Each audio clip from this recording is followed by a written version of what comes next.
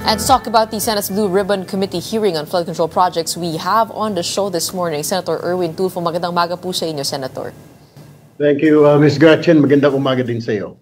Senator, unang-una kagabi po may lumabas na statement mula po dito sa nagnotaryo doon po sa affidavit ni Orly Guteza, si Attorney Espera. Sabi po niya, peke daw po itong notaryo. I quote, I categorically deny notarizing, signing, or participating in the preparation of the said document. The signature and notarial details attributed to me are falsified and unauthorized. How do you think does this affect the statement of the witness? Definitely, kung the lawyer who supposedly signed his affidavit is denying it na pinirmahan niya, therefore, ay nawawala ng saysay yung testigo ngayon. I mean, yung statement niya because yung lawyer na signed it, sinasabing hindi siya nagpumirma. Then the question is, sino? At saka, sino nag-prepare ng statement na yon? So, malaking impact ito, Ms. Gretchen. Very, very surprising at malaki ang medyo mababawasan ang kredibilidad ng kanyang mga sinabi. Oo nga po, malaki yung dagok dun sa kanyang testimonya. Pero does it change things given na nag-testify po siya under oath kahapon? Kailangan po ba niya, kumbaga, i-refile itong kanyang affidavit? We will have to invite him sa next hearing. I don't know when. I still have to consult with our chairman, Senator Ping Lacson, kung kailan yung next hearing. Pero definitely, he's already aware, including the Senate President, doon sa pahayag ng attorney last night. So I guess definitely we will have a meeting or a hearing soon at maimbitahan itong tao nito because we have a lot of questions now. The thing is, ako mismo, I'll ask him, I mean, bakit mo sinabi, bakit nakapirma dito itong attorney na ito, ngayon tinatanggi? O, totoo ba ito? So, we will have to ask him, kasi, and then inform him na nawawalan tuloy ng saysay itong mga sinabi mo, because dito pa lang sa pumirma ng attorney, na affidavit mo, ay tinatanggi na pumirma siya dyan. So, malaking question mark ngayon. Medyo mabibigat nga po ang kanyang mga statement kahapon, specifically linking the former House Speaker Martin Romualdez to the whole flood control fiasco. His name has been mentioned already. And does his involvement add up to you? I mean, kahapon po sabi po ninyo, mukha naman po siya nagsasabi ng totoo. Kailangan lang maging consistent dito sa mga pahayag. O meron pa po kayong nakikitang butas dito? O meron pa po ba kayong hinahanap na detalye that raises questions? Yeah, yung delivery kasi may mga nagte-text sa akin, may mga lawyers, yung lawyers ko while they were behind me, they were texting me na parang nakakapagtaka, Sen, bakit ganon? Ilang sasakyan ba? Kung 17 suitcases na hanggang bewang niya, hindi basta-basta magkakasya yung 17 na yun sa isa or dalawang van lang. Let alone yung sinasabi niyang nag-deliver sa kanila sa bahay ni Saldico nung siya ang tumanggap noon ay 46 suitcases. Ang daming van noon o ang daming truck or kailangan mo ng truck. Siyempre magtataka na yung security ng Valle Verde 6. So what we're going to do, we will ask him or if not, we will subpoena the CCTV of Valle Verde 6 kung may ganun nga kadaming sasakyan. Kasi kung isang sasakyan lang, we don't believe na kakasya kahit anong van pa. 46 na malalaking suitcases. Hindi kakasya. Kailangan mo na ng container van siguro. Or the least, isang maliit na mini truck, Miss Gretchen. Ito pong bahay din po sa Forbes Park, yan din po ba hihingan din yun ng CCTV? Definitely. So para magtugma, kung maging consistent yung sinasabi niya. Kaya doon pa lang when I was asked by the media, may duda ba kayo? So kasi hindi natin natanong dahil naubos yung oras ko. Definitely we'll be asking the CCTV of Forbes Park, of Valle Verde na mga dates na ito. We will have to ask him anong specific dates again na Mr. Gutesa na sinabi niyo nag-deliver kayo, may mga delivery kayo para makita po natin kung talagang consistent yung kanyang mga sinabi, may kaugnayan kung doon sa video may mga sasakyan nga na nag-deliver, lalo na yung pag-deliver ng at least 46 suitcases. Nakita ko ngayong umaga, maraming nagre-react na mga netizens. They're saying, how can it be possible na isa, dalawa sasakyan? So very glaring yun, Ms. Gretchen. Dapat at least mga, sila Bryce nga, 20 suitcases lang, 7 van na kaagad. So this one must be around 15 or 20 na vans. Magtataka yung security ng Bolivar. Pero that data po is available, yung CCTV. Confident naman po kayo na nandyan? We don't have it yet, but we will subpoena, of course, the Valle Verde and the Forbes Park authorities for security for those CCTVs. And with that, are you also planning to invite the House Speaker, former House Speaker, Martin Romualdez to the hearing? Kasi kahapon po may pagtatalo po tungkol dun sa, di ba, may interparliamentary courtesy nga po, pero nothing stops the Senate from inviting, quote-unquote. Will you extend that invitation to the House Speaker? We can invite. We can only invite, but we cannot force it because may interparliamentary courtesy nga kung tawagin, and it has been a practice for a long time now. Na we cannot invite congressman in the Senate investigation. Ganun din yung Congress, if they're investigating a senator, they cannot invite. Kaya nga, voluntary na lang, like what happened with Congressman Toby Chanco.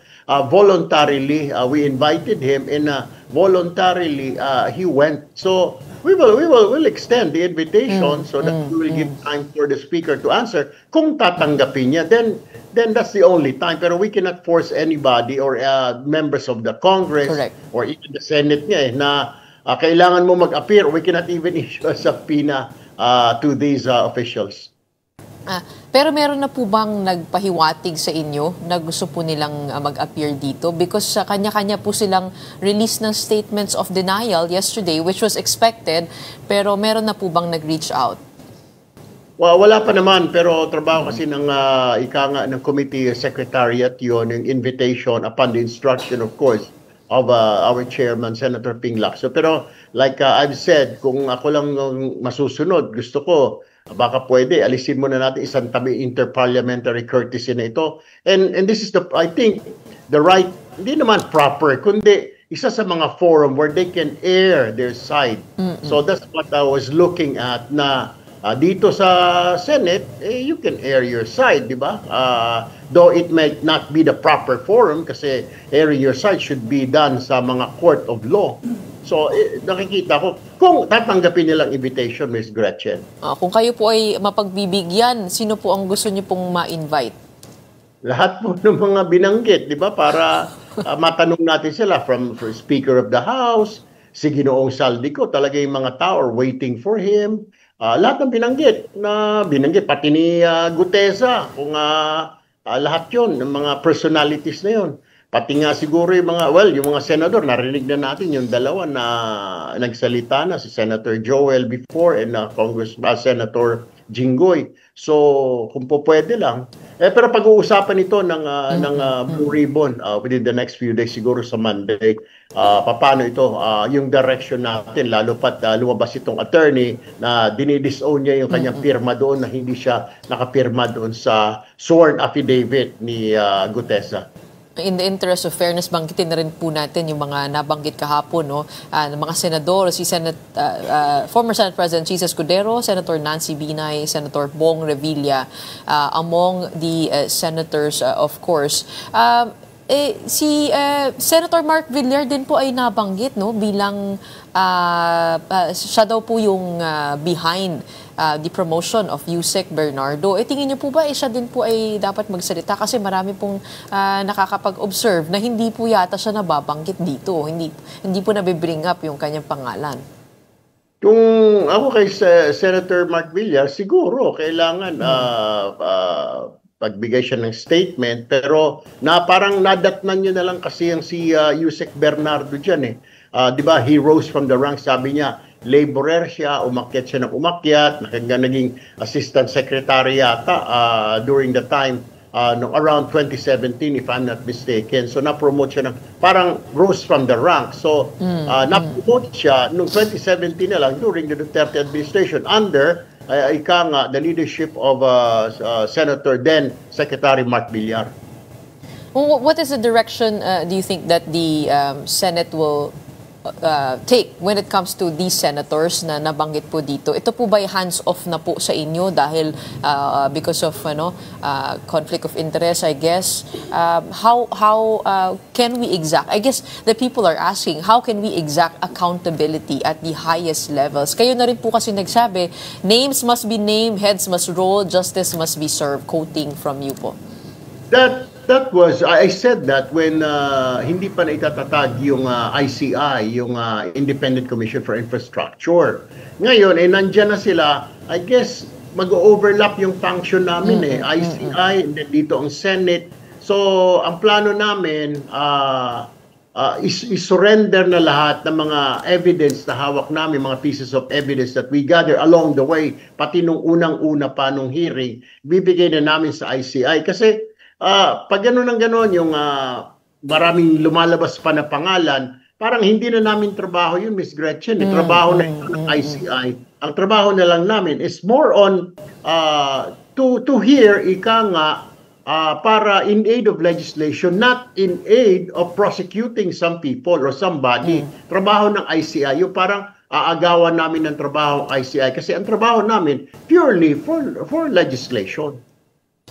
And speaking of that, speaking of legislation, critics are saying that it is quite strange that the blame is only being pinned on Zaldico and recently former Speaker Martin Romualdez. In other words, parang lumalabas po rito na parang walang kinalaman yung ibang leader ng House of Representatives. Silang dalawa lang po yung pinaka-responsible. Ano pong reaction niyo po doon? Well, actually, kasi mga approval na yan, lalo sa budget, dumadaan sa House leadership. Pero tama kayo, nagke-question yung mga tao, hanggang doon lang ba? Yun talaga yung proseso. Tapos yung mga pagdating sa BICAM, yung leadership din, yung finance committee ng Senate, pati yung sa Congress, yung appropriations. So, we have to really look into this, Miss Gretchen, kasi we have to avoid this from happening again. Kasi remember, di ba, in 2013, nangyari na ito ang tawag dito, port barrel. Ngayon, binago lang yung DPWH, ang tawag leadership fund. Hindi rin ako sang-ayon Dapat wala na leadership fund. Ibigay mo na lahat yan dyan sa agency and let them implement the project. Not us. Walang dapat kinalaman ng politiko. Ang plano namin, we have to come up with a law, legislate a law, na ang pwedeng gawin lang ng congressman, ng senador, ituro niya kung sasabihin ng mayor na kung kailangan ko ng tulay dito sa bayan ko, then all we can do is just tell the secretary, siguro upon the letter of the mayor through congressman ganito, then sasabit lang sa DPWH. Pero hindi yung personal na bibigyan mo ng pondo yung congressman, bibigyan mo ng sariling pondo yung senador. Wala kasi we're legislators, hindi naman kami part ng DPWH. Bakit mo bibigyan ng pondo ang isang mambabatas? Kaya nga mambabatas, gumagawa dapat ng batas, hindi yung gagawa ka ng infrastruktura. That's not our territory, Miss Gretchen. Tama naman po kayo doon. Yun nga lang, mga Pilipino usually cannot identify ano yung role ng legislator at saka sa executive, which I think is a different topic altogether. But in the 19th Congress, kayo po ay deputy majority leader noon. Hindi niyo po ba parang naamoy itong mga milagrong nangyayari sa budget? I mean, dumaan din po ito sa small committee and then napag-usapan din po ito sa plenaryo. Wala po ba kayong nakita na parang biglang pag-bloat ng mga numbers? Hindi, kasi ako part ng appropriations committee. Hindi rin ako kasama sa bicameral conference. Ang trabaho ko noon as deputy majority leader, as a communications director, yung mga media releases, public information, yun ang assignment na nakuha ko. So, pagdating doon sa budget, wasn't included. Iba yung trabaho kasi nila, iba rin yung sa akin. Yun yung assignment ko for communications and coordination with the media, with yung mga press releases ng Congress na ipapalabas sa media. And speaking of the BICAM, hindi po ba wala naman pong maaprubahan kung without the knowledge of the 4 highest people involved, which is yun nga po yung House Speaker, Senate President, Finance Chair, si Senator Grace po yun, and then also, yun, si Zaldico po yung counterpart sa House. I mean, hindi po ba yung 4 na yan ang responsible dun po sa budget na lumabas?